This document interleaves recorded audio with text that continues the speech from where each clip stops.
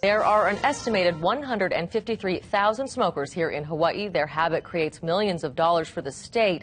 But instead of preventing more residents from smoking, there is a current effort to cash in on their addiction. KITV4's Paul Drews has our top story. At Honolulu Bowl's smoke shop, loose tobacco products are hot sellers because smokers can cut their cost in half just by rolling their own. You save a lot of money. It's the main deal. Savings, everything's tight these days, eh? But this business could take a big hit if some state lawmakers get their way. Senator Rosalynn Baker introduced a bill that would boost taxes on other tobacco products, making them just as expensive as cigarettes. Because our tax on cigarettes had gotten quite high, people were looking for cheaper alternatives. And unfortunately, those cheaper alternatives are just as deadly as cigarettes are. Not all are convinced health concerns are why state lawmakers want to raise taxes. It has nothing to do with health. It has everything to do with money. Look, the state wants to keep smokers alive so that they can keep, pumping money in the coffers. The amount of tobacco money the state is already getting is substantial, and those numbers are growing every year. In the year 2000, the tax on each pack of cigarettes was $1, and the state took in $40 million. The tax grew to $3.20 a pack by 2011. That year, the state received $136 million. With all that tobacco money, you'd think some of it would go to stop people from starting to smoke in the first place. But that's not the case.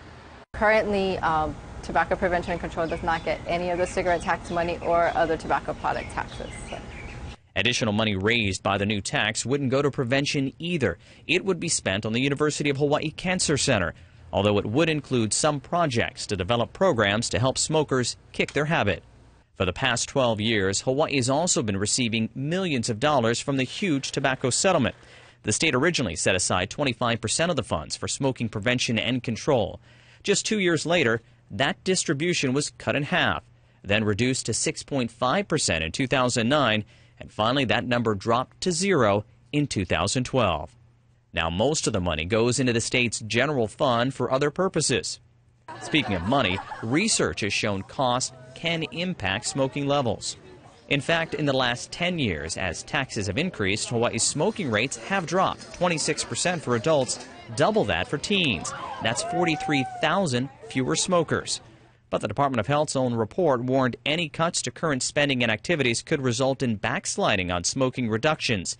And that report came out before the latest cut in prevention funding, which sent some nonprofits scrambling.